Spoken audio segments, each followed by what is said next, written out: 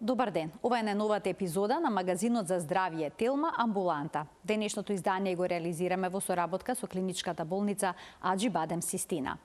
Дали заморот, отежнатото дишење или утокот на нозете се само последица на темпото на живот или предупредување дека срцето попушта? Срцевата слабост се развива незабележително, со години, често без јасни симптоми. Што навистина се случува со срцето кога ја губи својата пумпна моќ? Кои прегледи се клучни? Дали ехото открива се?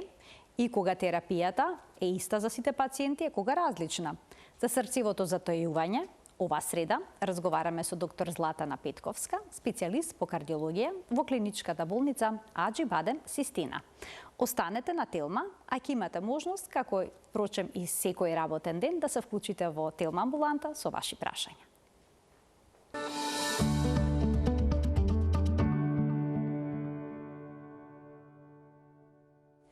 За срцевата слабост во денешната Телма Амбуланта зборуваме со доктор Златана Петковска, специјалист по кардиологија во клиничката болница Аџи-Бадем Систина. Докторке, добар ден, добре ни дојдовте во Телма Амбуланта. Добар ден. Поздрав до вас и до вашите гледачи и се надевам дека оваа тема ќе биде доволно интересна, дека го задржиме нивното внимание. Што е точно срцева слабост? Дали е болест или пек е последица на некои состојби што се случуваат во организмот? Може би знак дека подолго време нешто не е во ред со срцето? Така, точно така, срцевата слабост е еден комплексен клинички синдром, можеме да кажеме, на симптоми и знаци кои ни укажуваат дека постои нарушување во морфолошката и структурата и функцијата на срцето, како резултат на што имаме нарушување во полнењето и празнењето на срцевите шуплини, коморите, или наједноставно кажано, срцето не може да постигне доволно за да испумпа доволно количина на крв која ќе ги обезбеди потребните хранливи материи, кислород до сите органи, односно низ целиот организам.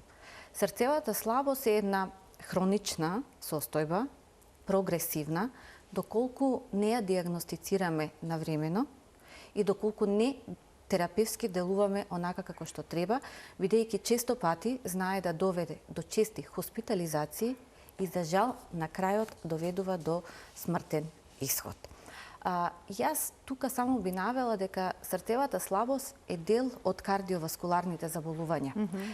А кардиоваскуларните заболувања сами по себе се водечка причина за смртност, морталитет, морбидитет и инвалидитет, како низ светот, така и низ Европа. Ние, како Македонија, според Европското кардиолошко здружение, за жал влегуваме во земји со многу висок ризик од кардиоваскуларни заболувања. Тоа значи дека на годишно ниво над 42% умираат токму од кардиоваскуларни заболувања или 10.000 лица дневно умираат од кардиоваскуларни заболувања. Срцевата слабост е основна причина и таа опфаќа над 55 милиони жители ширум светот. Тоа е бројка која е дупло зголемена во однос на 90-тите години. Доаѓа како еден вид на епидемија, епидемиолошки размери. Низ Европа имаме над 10.000 новозаболени случаеви од срцева слабост и тука би потенцирала дека, што е многу важно, зашто мораме да ја превенираме, рано детектираме и третираме срцевата слабост, затоа што над 50% од пациентите кај кои првично ќе диагностицираме срцева слабост умираат во првите 5 години од првично поставената диагноза. Значи, тоа беше и целта на Европското кардиолошко здружение, поточно речено на Европската асоциација за срцева слабост, да секој почеток на мај имаме недела за одбележување на, се вика недела за одбележување на срцева слабост, за да можеме да ја кренеме свесноста меѓу граѓаните што значи срцевата слабост и колку се важни навремените превентивни прегледи. За да се открие болеста на време. Така, за да се открие... Бидејќи на почетокот не дава симптоми.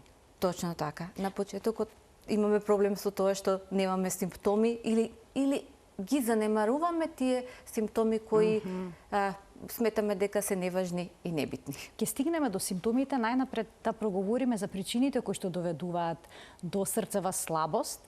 Има многу фактори, за тоа не е еден. Дали понатаму самите кардиолошки заболувања, како што е инфарктот или покачениот крвен притисок, водат кон еден ваков проблем? Точно така. Значи, миокардниот инфаркт или коронарната артеријска болест е основна причина за појава на срцева слабост. Во основата на оваа лежат 4 ризик фактори кај пациентите. Тоа е покачениот крвен притисок, вториот е обезноста или гојазноста, покачените масноти и пушењето. Сите овие 4 ризик фактори кај пациентите предизвикуваат појава на атеросклероза, или тоа е едноставно кажано наталожување на масноти по крвните садови што го хранат срцето. Тие наталожувања прогресивно со текот на време, доколку не се третираат нормално, се зголемуваат и настанува постепено затварање, запушување до комплетна оклузија на тој крвен сад, на коронарните артерии, како резултат на што се јавува миокардниот инфаркт. Кога имаме миокарден инфаркт или срцев удар, немаме доволен проток и доток на кислород до срцевиот мускул. Нема кислород, не се храни срцево. Не се храни, изумира дел од мускулот. Тоа е основата од каде што понатака се пројавува срцевата слабост, бидејќи тој дел од мускулот нема сила, изумрење, нема сила да пумпа и да испумпа доволно крв низ организмот. И да, крвниот притисок исто така, сам по себе е тивокубиец, ние го викаме.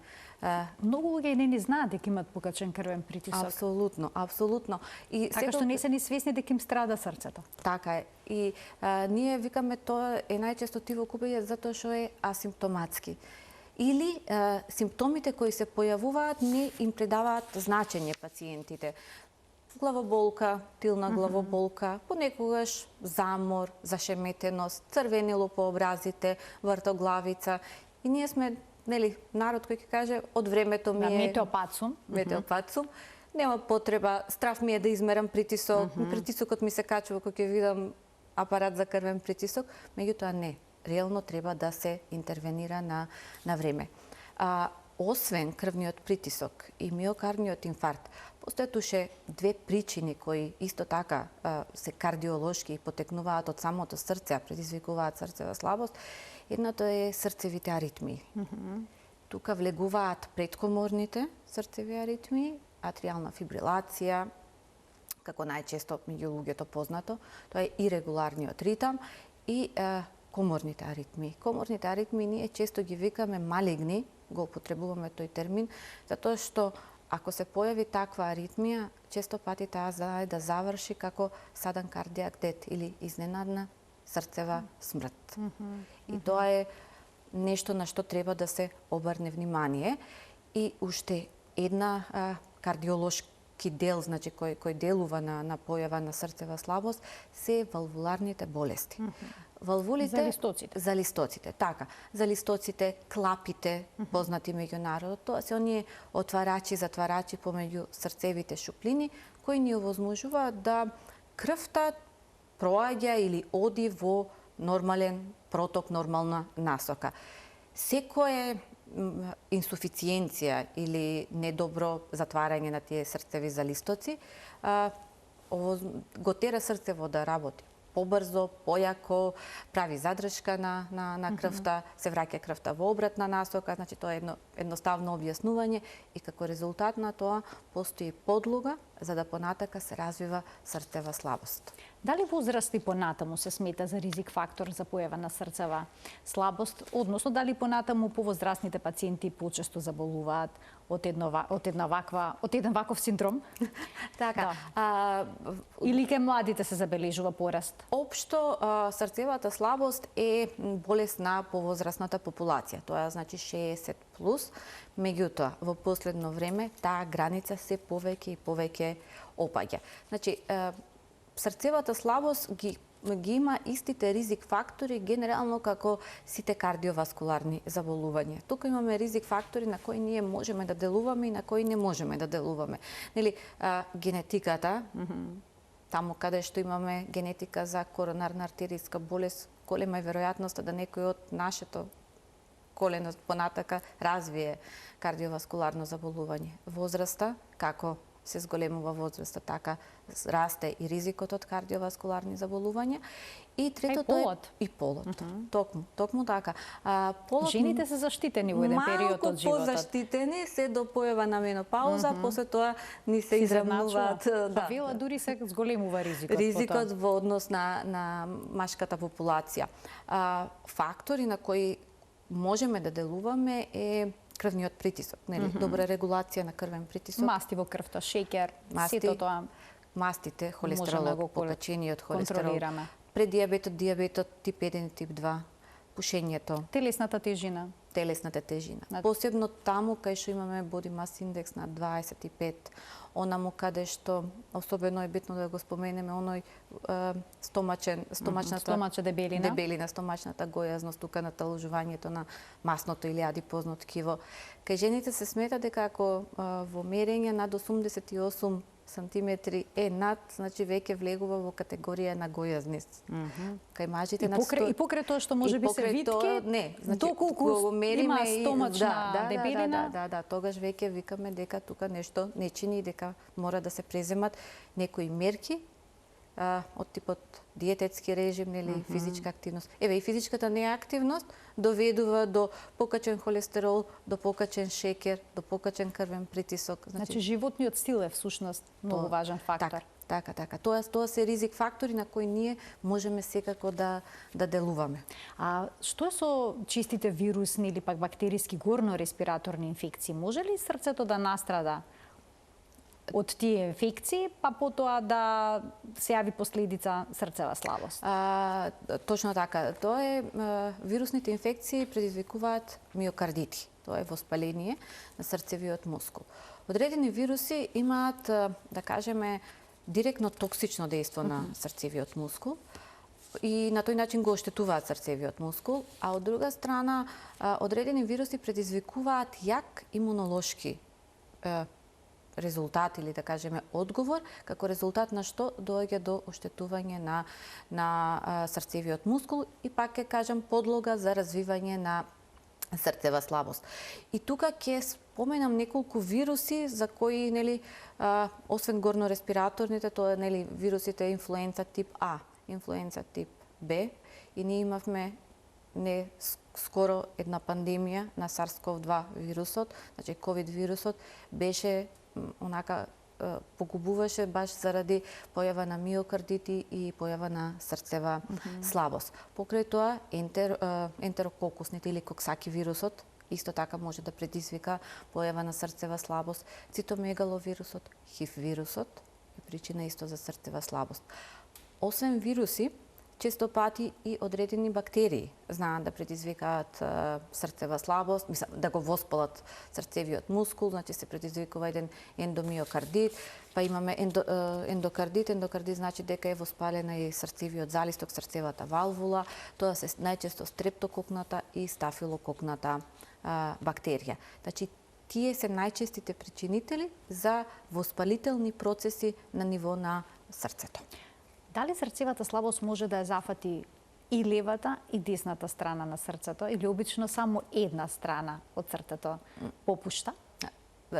Значи, баш овака ние терминолошки ги ја делиме срцевата слабост. Значи, имаме левостранна срцева слабост, деснostранна срцева слабост или бивентрикуларна, бикоморна срцева слабост.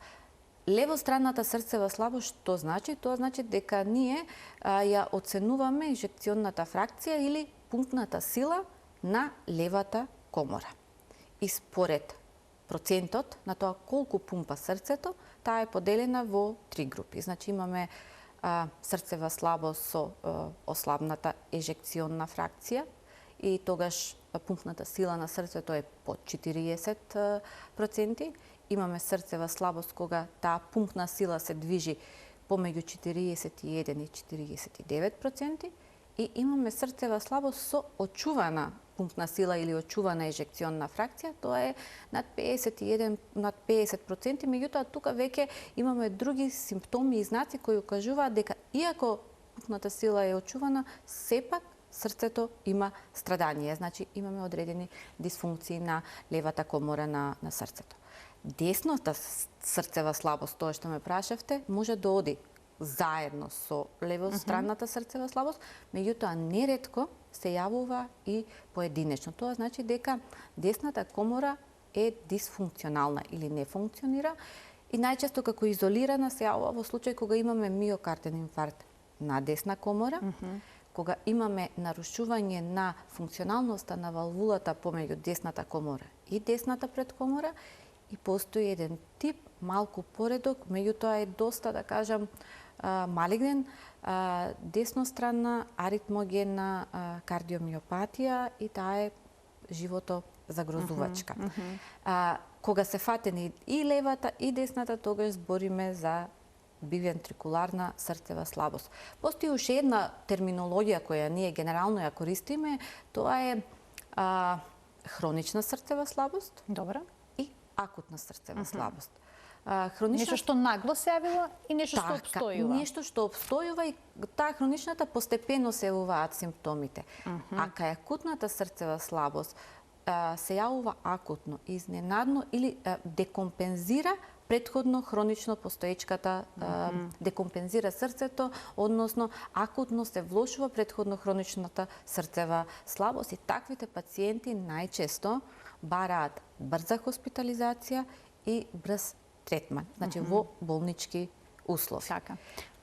Постои уште една класификација, таа зависи, е интересна дека е поврзана со симптомите на пациентот, колку се ограничени физички, и таа е од Њујоршката асоциација, срцева асоциација, и е поделена во 4 класи, кај што во прва класа пациентот е со дијагноза за срцева слабост, меѓутоа нема симптоми, нема знаци, физички може све да обавува.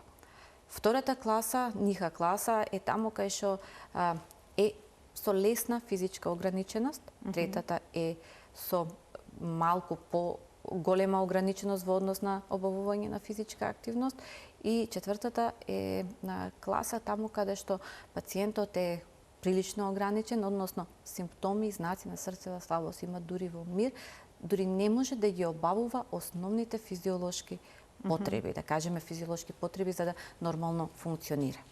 Зошто на почетокот во првите фази на срцева слабост не се јавуваат симптоми? Дали организмот има начин да компензира? Да, на почетокот, значи, тие симптоми се минорни, се незабележителни, токму затоа што срцето има способност да компензира се до одреден степен, дури не се појави декомпензација и акутно не се појават тие симптоми или имаме постепено појавување на симптомите кои веќе кога ќе станат забележителни, пациентите ги пријавуваат и доаѓаат на прегледи. Што се случува со срцето всушност? Од една страна имаме една систолна дисфункција, ние ја викаме. Тоа е моментот кога срцето му е нарушена моќта да се контрахира. Од друга страна имаме диастолна дисфункција, каде што срцето не може да се релаксира доволно и не може доволно да се полни помеѓу две срцеви отчокувања. И сега што прави срцето за да ги задоволи потребите? Компензира. Како компензира? Преку тоа што структурно се ремоделира, ние викаме, и пробува со појака јачина да испумпа, како резултат на тоа доаѓа до постепено зголемување, ширење на срцевите шуплини од едната страна, на срцевите комори, тие се шират, се дилатираат, а од друга страна, како резултат на употребата на таа појака сила, мускулот хипертрофира, односно се задебелува. И сега тоа компензира до еден период и после тоа до тука е компензацијата, значи не може и тогаш веќе пациентите доаѓаат на преглед и ги реферираат симптомите кои се карактеристични за срцевата слабост. Значи доаѓа до проширување всушност доаѓа до проширување на срцето, задебелување на ѕидот на срцето. Така. Со какви симптоми најчесто се јавуваат пациентите? Дали, да речеме, може да чувствуваат само замор или некои имаат и проблем со тежното дишење? Генерално И се влошува ли дишењето при лежење или пак истиот проблем го чувствувате кога стојат? Генерално симптомите за срцева слабост на почетокот се многу неспецифични, да кажеме, и тие знаат да се помешаат и со друг тип на заболување. Пациентот доаѓа и ќе каже имам потешко дишење, имам краток здив. Навечер ме буди тешко дишење и гушење од сон. Интолеранција на напор, не се осеќам исто како пред 3 месеци, не можам да се искачам по скали, брзо се замарам, осеќам слабост, осеќам малаксалост. Малку јадам, ќе каже пациентот, а за неколку дена знам да се подојам, да качам на килажа. Ке се пожелат дека им се појавуваат отоци на нозете, најчесто почетокот почнува оток околу глуждот, па после тоа се шири тој оток на надколеница. И не можам, ние како најчесто диференцираме, го прашуваме пациентот дали навечер можеш да спиеш нарамно или има потреба да бидеш подкренат на 1 до 2 перници. И најчесто тие симптоми кои укажуваат дека станува збор за срцева слабост. Не може да спијат нарамно, се влошуваат симптомите? Се гушат? Се гушат. Ноќно гушење? Ноќно гушење, ноќна диспнеја, ноќно гушење. Значи, он не може да спие нарамно. Може да дојде пациент и да каже, јас навечер не можам да лежам во кревет, спијам на столче. И тоа ни е аларм дека со срцето всушност постои проблем. Да, дека станува збор за срцева слабост. А како изгледа отокот на нозете кој што е поврзан со срцевата слабост, бидејќи оток на нозете се јавува и други причини, например поради намалена функција на бубрезите или пак венска болест? Тие се специфични отоци кои се јавуваат во склоп на срцевата слабост. Ние ги викаме кардиолозиве тестести отоци. Зошто? Затоа што кога ќе се стисне пациентот на подколеницата, делува буквално како да остава отпечаток во тесто. И како ги диференцираме дали е оток од срцето или оток од бубрезите. Значи, кај нас во медицината никогаш еден не се два, пошто организмот е поврзан и често пати кога имаме срцева слабост, неретко се јавува и бубрежна слабост. Меѓутоа, на почетокот, срцевите отоци се јавуваат најчесто при крајот на денот и најчесто се зафатени скочните зглобови под колениците и плюс имаме попратни симптоми на тешко дишење и гушење. За разлика од бубрезите, значи, кај бубрезите пациентот пројавува или кажува дека од сабаље кога ќе се разбуди не се отечени само нозете. Значи има отоки по рацете и за бубрезите се карактеристични периорбиталните отоци. Тоа значи отоци околу очите. Плюс ќе ни даде податок пациентот дека осеќа замор, дека или помалку мокри или нотирал, забележал кај бубрезите дека има заматена урина, има покачен крвен притисок кој покрај редовната терапија не може да се стабилизира и да се регулира. Значи, тоа ни прави нас една дистинкција во однос на тоа дали оваа потекнува од бубрежна слабост или потекнува од срцева слабост. Пак ќе кажам, човечкиот организам не е 1 и 1 2 и секогаш тука имаме поврзување на органите. Значи, срцева слабост многу често оди и со бубрежната слабост. Па и отежнатото дишење, како се препознава дали е поврзано со срцето или пак можеби со белите дробови? Тоа со столчето?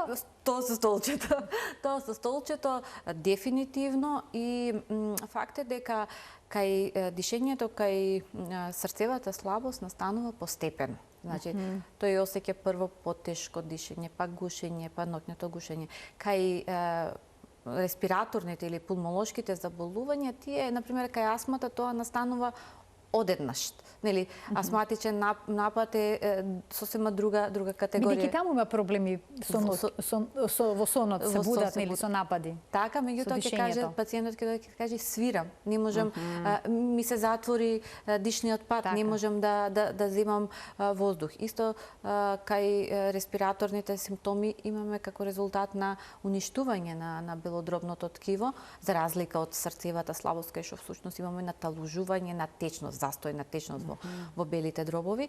И тука често пати се јавува нели во склоп на одредени пнеумонии, па ќе каже ми се покачи температурата, имав кашлица и пак ќе се направи некоја дистинкција, меѓутоа пак ќе кажам не секогаш одат скроз поединечно, него може да биде и мешана патологија.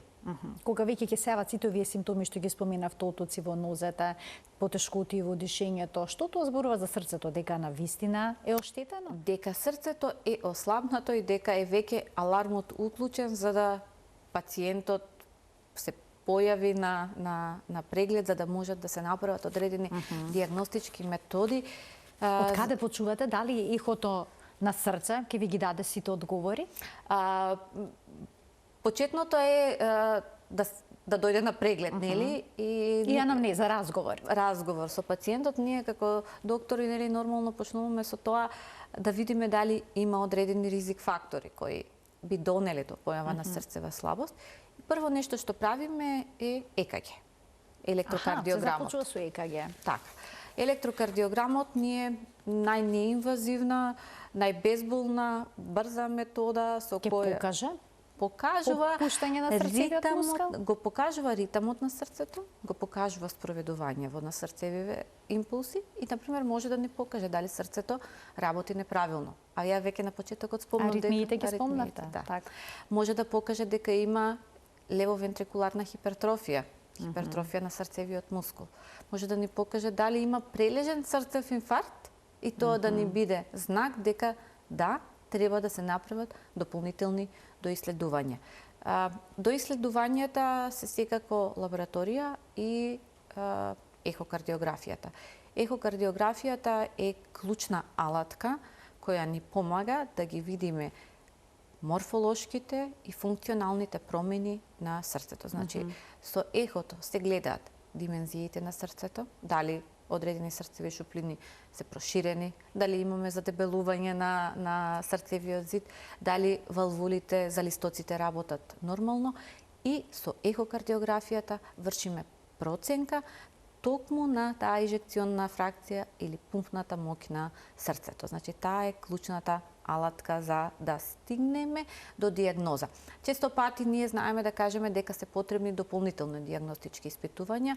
Од лабораторија, на пример, ни требаат основни параметри. Значи, има специфични лабораториски маркери, параметри кои што укажуваат на срцева слабост? Има. Значи, ние генерално правиме на базична лабораторија, од крвна слика, уреја и креатинин, тоа не се деградационните маркери, да видиме да не се крие некоја бубрежна слабост.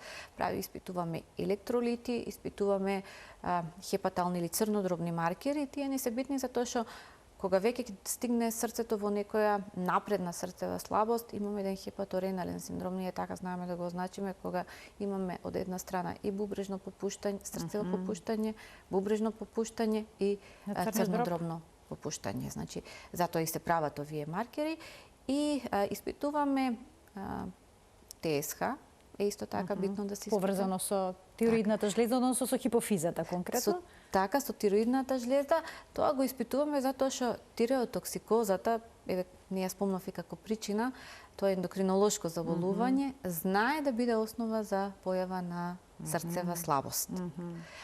Железото исто така го испитуваме, пошто анемиите некогаш можат да предизвикаат основа за срцева слабост и се испитува натриуретични пептиди. Тоа се материи кои нормално се продуцираат, едноставно да кажем, во организмот. Тоа е МП маркерот. Тоа е специфичен маркер кој покажува, го има во нормални количини во организмот, меѓутоа кога имаме срцево волуменско или притисочно оптоварување или оштетување, во тој случај се крева границата, се крева количеството на тој маркер во крвта. И еден специфичен маркер за срцева слабост. Предпоставам дека сите овие испитувања се дел од пакетите што ги нуди Аџибадем систина за токму така испитување на срцевата слабост кај пациентите. Да. Значи многу е битно дека ние нудиме таков тип на испитување затоа што во склоп на нашава болница имаме доктори кои се имиджинг доктори за ехокардиографија, да кажеме, имаме интервентни кардиолози, аритмолози и ги имаме сите тие испитувања кои може да ги понудиме на пациентите. Тука влегува нормално коронарниот стрес тест како диагностичка метода која би требало да се направи во случај кога се сомневаме дека имаме ангинозни тегоби, односно кога се сомневаме дека имаме запушување на крвен сад на срцето. 24-часовен холтер за ритм. Некогаш пациентот може да каже дека осеќа аритмија, меѓутоа во моментот вие не можете, пошто реков ЕКГ тоа е краток запис, не може да се фати тоа. Па 24-часовниот холтер мониторинг за ритм го снима срцето 24 сати. Дополнителни испитувања кои зависи тоа кардиологот ги назначува е компјутерска томографија, магнетна резонанца на срце, елективна коронарографија, така да тие се неколку диагностички методи кои прво треба базично да помине пациентот за да правиме дополнителни испитувања. Да ги поканиме гледачите да се вклучат во денешната Телма амбуланта со нивни прашања, почитувани телефонскиот број на телевизија Телма е испишан на екранот. Добре дојдени се вашите вклучувања со прашања поврзани со срцевата слабост. Секако можете да споделите искуства во однос на тоа како сте почувствувале дека имате некаква тегоба која што се должела на попуштање на срцевиот мускул, односно на проширеното срце. Откако ќе се постави диагнозата, што понатаму? Како изгледа третманот? Дали кај сите пациенти се спроведува иста терапија или во зависност од причината што довела до проширување на срцето, се спроведува лекувањето? Третманот на срцевата слабост се базира на за нас 3 постулати. Главно ни е да се намали морталитетот, односно смртноста на пациентот, да се намалат честите хоспитализации и како трета и секако многу битна е да направиме подобрување на клиничкиот статус, функционалниот капацитет кај пациентот, да му се подобри квалитетот на животот. И тоа е особено битно. Сега, што подразбира? Доколку ние ја знаеме етиологијата и знаеме дека станува збор за запушување на крвни садови на срцето, во тој случај дефинитивно предложуваме да се направи коронарографија, значи ја решаваме причината. Дали тоа е преку стентирање, поставување, имплантација на стент или евентуално доколку не може тоа да се реши, да се отворат тие крвни садови со коронарографија, кај пациентот се препорачува аортокоронарен бајпас, значи се упатува на оперативен третман. Втората работа е доколку имаме валвуларна болест на залистоците. Тоа значи дека сега во поново време се прават и интервентни процедури за замена на залистоците. Тоа се однесува на аортниот залисток, таму кај што имаме аортна стеноза, доколку одредени критериуми пациентот ги исполнува, се препорачува транскатетер имплантација на аортна валвула. Доколку не исполнува одредени критериуми, во тој случај се преминува кон класична хирургија, кардиохирургија. Значи, овие третмани се водат според, ние работиме според европските кардиолошки гајдлајнси, европските препораки за третман на срцева слабост. Најнапред треба да се третира причината која што довела всушност до проширување, односно до попуштање на срцето. Токму така и сега тука влегува и фармакотерапијата. Дали сите пациенти треба да примаат, да речеме, диуретици? Вела дека чувствуваат подобрување откако ќе земат ваква терапија. Дали тоа влијае директно на срцевата слабост? Диуретиците се една од групата на лекови која влегува во третман на срцевата слабост. И ние диуретикот го препишуваме за да му ги олесниме симптомите на пациентот. Значи, да пациентот се ослободи од вишокот на течности што е задржана во телото. Нашата тенденција е да стигнеме до момент кога пациентот ќе биде еуволемичен, тоа значи да нема течност, задршка на течност, со минимална доза на диуретик, некогаш и до комплетно исклучување на диуретикот, доколку постигнеме таква или хиповолемија кај пациентот. Може да се претера со диуретикот? Може да се претера со диуретик и тогаш најчесто пациентите се жалат, ние додаваме и терапија за кој, пошто со диурезата, со мокрачата се троши калиумот, тоа е додаваме лекови кои се штедачи на калиум, значи влегува во таа четворна терапија која е базична за срцева слабост според новите светски препораки и со самото тоа ги насочуваме да осетат колку, како им се зголемува диурезата, се намалува диурезата, тоа веќе влегува во делот на едукација на пациентите со срцева слабост. Имаме гледачи кои што очекуваат вклучување и да постават прашање во денешната емисија. Добар ден. Добар ден. Добар ден. Во програма сте, одлично ве слушаме. Го очекуваме вашето прашање, повелете. Јас се извинувам, нели се малку се збунив. Да ги поздравам докторката и водителката. Благодарам. И сакам да прашам, јас имам констатирана срцева слабост. Сега треба да одам на операција за очи, ми кажа дека ќе треба седација да имам.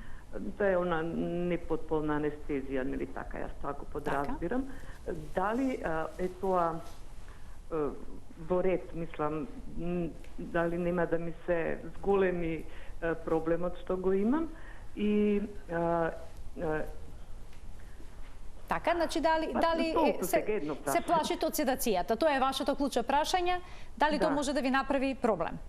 Да. Ви благодарам за вклучувањето во програма. Докторке, што ќе советувате во овој случај? Па, нормално терапијата, значи кога станува збор веќе за некоја интервенција, што не мора да се направи, јас сум сигурна дека и колегите кои ќе ја вршат интервенцијата во консултација со анестезиолозите, анестезиолошки тим, направиле одлична проценка и дека терапијата треба за срцева слабост редовно да се зема. Сега во однос на таа антикоагулантна терапија не можевме да добиеме податок од пациентката дали прима, дали не прима. Тука значи ќе се направат одредени корекции во однос на тоа, меѓутоа основата е дека треба да продолжи да си ја пие редовно терапијата за срцева слабост и чиме таква мала интервенција не верувам дека ќе има некакви проблеми. Ајде уште еден гледач да вклучиме. Добар ден. Добар ден. Повелете. Добар ден, едно прашање, ако може? Секако. Го очекуваме. Кај Антони Антовски извршена ехокардиографија, тоа беше добро, имам апшиња компренеса 4/7/25, ама сакам лично да подцитирам до докторката. Каведа 5 милиграма. Пиев и... Како рековте, кој лек? Каведа 5 милиграма. За потенција, како да ви кажам. Аха, за потенција. Добро, добро. И почувствував болка, да ви кажам, во кај градите. Да. Од како зедовте лек за потенција, почувствувавте болка во градите, а веќе примате и терапија за кардиолошка терапија. Да ги прекинам тие. Така, ова е интересно прашање, ви благодарам за вклучувањето во програма. Повелете, докторке. Да, значи, дефинитивно, кај пациентот, кај ваков пациент, јас би препорачала да се покрај ехокардиографскиот наод кој бил уреден, јас би препорачала да се направи и еден коронарен стрес тест. Тоа е одење на трака, да се види индиректно да не постои некакво запушување на крвните садови што го хранат срцето, бидејќи овие лекови некогаш делуваат вазоконстрикторно и како резултат на тоа може да дојде до појава на градна болка која ја имал пациентот. Значи, коронарен стрес тест е препорака за овој пациент. Во меѓувреме, нека ги паузира овие лекови. Така. Ајде да ги слушнеме прашањата и на следните гледачи во денешната Телма амбуланта. Добар ден. Ало, добар ден. Во програма сте, повелете. Така, прво поздрав до вас и до докторката. Благодарам. Сега не знам дали е малку поврзано со тоа, но неодамна добив диагноза Мобиц 2. Каква диагноза, се извинувам, разбравте? Имам правено и стрес тест. Се извинувам уште еднаш, само диагнозата да ја кажете? Мобиц 2. Мобиц 2. Добро, во ред. Да, тоа е преку холтер откриено. Добро. А стрес тестот беше негативен. Па би сакала докторката доколку има некои, не знам, совети и препораки како би можела да продолжам понатаму. За сега докторка кој одам не предложува пейсмейкер. Добро. Ви благодарам за вклучувањето во денешната Телма амбуланта. Што можете да дадете како насока? Вака сега малку е неблагодарно, нели вака. Особено по телефон. По телефон кога нема програма. Меѓутоа, што е битно? Мобис 2, тоа што е како диагноза, тоа е срцев блок. Значи, срцето работи, па делумно прави пауза. Најчесто треба најверојатно пациентката е асимптоматска, значи дека тоа е случај наод откриен и дека нема симптоми на вртоглавица, несвестица, губитоци на свест и затоа колегите препорачале да не се става писмейкер. Писмейкерот е девајсче кој се става подкожно за да го стимулира работењето на срцето. Така да треба редовни контроли во однос на тоа. При прва појава на симптоматологија вртоглавица, несвестица, тогаш веќе е време за нешто друго да се прави. Ајде уште еден гледач да слушнеме. Добар ден. Во продолжение на денешната Телма амбуланта, ќе слушнеме уште едно прашање од гледач. Ало? Се вклучивте успешно во програма. Добар ден, повелете. Добар ден. Ве слушаме одлично. Следете го разговорот преку слушалката. Намалете го тонот на вашиот ТВ приемник. Се вклучивте успешно, се надевам и дека ќе го поставите успешно прашањето. Добар ден. Мислам дека гледачот го следи разговорот преку неговиот ТВ приемник, бидејќи слушам ехо. Ево уште една можност, бидејќи во интерес на времето ќе мораме да продолжиме. Добар ден. Гледачот нека се јави повторно, има уште малку време до крајот на денешната емисија. Дали имаме уште еден гледач, не можеме да продолжиме понатаму. Дали сите пациенти кои што имаат срцева слабост треба да примат лекови за разредување на крвта? Веќе споменавте дека пациентката која што се јави, гледачката која што се јави пред малку може би прима.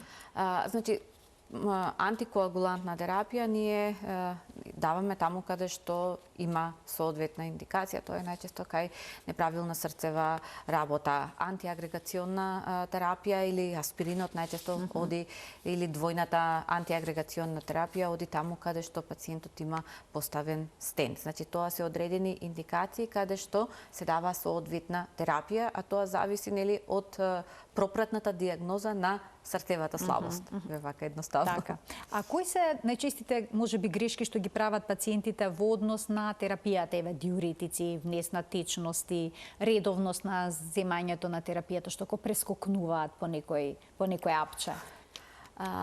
Основно е дека кога станува збор за пациент со срцева слабост, многу битна е едукацијата на пациентот и соработката, еден мултидисциплинарен пристап кон ваков пациент. Значи, пациентот треба да има достапност до кардиологот што го лекува, достапност до примарната здравствена заштита, значи до матичниот доктор.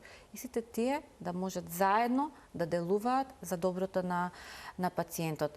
Кај ваквите пациенти е битно да бидат едуцирани, што значи рано, навремено да ги откријат симптомите, да им кажеме кои се тие симптоми, кои треба да го вклучат алармот за да порано се јават на во болнички услови. Исто така многу е битно да се ограничи внесот на течност. 1,5 литри до 2 литри на течност. Значи не може да се испие диуретики потоа да се пие течност. Да, колку што имаме желба, потреба. Да кажеме, значи се ограничува внесот на течност. Исто така се ограничува внесот и на сол во исхраната. Тоа е многу битно. Се ограничува или сосема треба да се исфрли? Не можеме сосема да го исфрлиме. Да кажеме немој да јадеш ништо сол да не ставаш, значи се ограничува, значи не можеме толку екстремисти да бидеме, да кажеме скроз фрлаш сол на страна и значи не може така. Но има и скриени извори на сол, нели? Има и на тие треба посебно да внимаваме, а посебно е битно во вакви случаи на пациентите да им кажеме да водат дневник за телесна тежина. И сега кога ќе види дека во рок од 3 дена качил повеќе од 2 килограми, тогаш веќе тоа е аларм дека прави задршка на течност. Значи треба да водат дневник каде што ќе си ја запише телесната тежина, потоа да речеме колку течности испиле треба да измерат. Колку течности испиле, колку пати во денот мокреле, значи тоа се некои работи кои они сами си водат евиденција. Треба да пресметат колку внесле течности и колку исфрлиле. Колку исфрлиле течност. И тоа е малку комплицирано, нели? И за почеток така ги насочуваме пациентите, после тоа тие сами со текот на времето се тоа што збориме се само едуцираат и знаат кога ќе испијат повеќе течност или ќе каснат нешто солено, па денеска ќе ја зголемам уште пола таблетка на диуретик или ќе си додадам таблетка, или кога ќе видат дека се во некоја еуволемија, тоа што го спомнувам, може да намалат. Меѓутоа, тоа треба да помине малку подолг временски период и ние тоа многу и него советуваме, консултација со докторот и никако да не се прескопнуваат лековите. Значи, лековите кои се дадени е подобро да се пијат редовно и ако има било каква дилема, пациентот да се јави дали кај матичниот доктор, дали кај матичниот кардиолог кој го води за консултација, него да на своја рака сами да земаат. Исто е многу битно кога таквите пациенти патуваат надвор од државата, да се земат со себе медицински извештај. Значи, и лековите да ги носат не во оние кутивчињата што се Така се распоредуваат за наутро на пладнина вечер. Докторите таму, за не дај Боже, да имаат генериката од матичната држава од каде што доаѓа пациентот, да знаат за какви се тие лекови кои ги пие пациентот. А безбедно е да патуваат, да речеме, со авион? Безбедно е, да. Значи, не можеме да ги ограничиме, да кажеме. Све тоа зависи од тоа во која состојба ние во која фаза, во која состојба е самиот пациент. Значи, ние ги, да кажам, мотивираме пациентите со срцева слабост исто така на редовна физичка активност. И покрај тоа што чувствуваат замори, велат не може? Сега, што значи редовната физичка активност? Тоа значи дека јас како здрава индивидуа и пациент со срцева слабост не можеме исто да бидеме физички активни. Ако јас можам да истрчам, пациентот со срцева слабост доволно е да се движи и да пешачи толку колку што му дава неговата состојба, без да се форсира. Или, не знам, живее во зграда без лифт. Не можеме да го затвориме дома, така. Значи, тој треба да се симне по тие скали и назад да се врати пешки. Што прави? Се качува неколку степеници, добра, пауза и ќе продолжи. Значи, сепак ги мотивирате по скали да се качуваат. Да, не да се затворат, а не да користат лифт. Таму кај што има лифтови, меѓутоа и физичката активност е доста битно. Значи, се качи неколку скали, одмори и продолжи исто. И многу битно, кај нас генерално пациентите одбиваат, меѓутоа многу е важна имунизацијата. Кога доаѓаат зимските месеци, овие пациенти се особено ризични и препораката е имунизација за инфлуенца, значи вакцинација за инфлуенца. Има ли некаква можност да се превенира срцевата слабост? Бидејќи набројавте на вистина многу фактори, на дел од нив и не може да се влијае. Така, ние спомнавме во текот на целава емисија дека постојат фактори на кои можеме да делуваме и на кои не можеме да делуваме. Во основа за срцевата слабост, превенцијата е генерално иста како кај превенција кај кардиоваскуларните заболувања. Значи, кои се тие работи на кои треба да се обрне внимание? Здравата исхрана. Така. Здравата исхрана значи да се исфрлат сите зашеќерени продукти, рафинирани продукти, медитеранска исхрана. Медитеранска исхрана, ние сме баш таков крај кај што изобилуваме. Нашата кујна вела дека е блиска до медитеранската исхрана. Апсолутно. Ние сме подрачје кај што изобилуваме со овошје, со зеленчук, значи тоа е главното и постои така наречена даш исхрана, тоа е исхрана каде што се стопира појавата на хипертензија, така е според америчките протоколи. Диета за нормализирање на крвниот притисок. За стопирање на појава на артеријска хипертензија, така и во превод би одело ваквото и би преферирале повеќе овошје, повеќе зеленчук, мешункасти производи, значи нека биде тоа гравче, нека биде леќа, нека биде граша, значи боранија, да. Подварок. Зелка без месо? Ама не онаа купус зелка, затоа што таму имаме многу сол. Аха, да нема многу сол. Значи тук тајната во умереноста. Токму така. Понатака битна е физичката активност. Збориме кај здрави лица. Секоја физичката активност доведува до подобрување на крвниот притисок, доведува до подобрување на шекерот во крвта, гликорегулација, значи до подобрување или регулација на липидниот статус. Што тоа подразбира? Да 150 минути неделно вежбаме умерено, аеробни вежби, 75 минути интензивни вежби неделно и 2 до 3 тренинга кои носат тежина или килаж. Сите ова го знаеме, само уште да успееме да се мотивираме. Знаете како, некогаш мотивацијата, не треба ова да биде демотивација, него мотивација. Ако денеска не можам да извежбам, ќе излезам, ќе пропешечам, ќе прошетам куќе, значи и тоа е делот од процесот на вежбање. Стоп на цигарите, алкохолот да се сведе на минимум и секако не споменавме дека и злоупотребата на наркотични средства доведува до појава на срцева слабост, значи и други кардиоваскуларни заболувања, така да тие се некои работи на кои треба да обрнеме внимание. Јас ви благодарам многу за вашето денешно гостување во Тилма Амбуланта.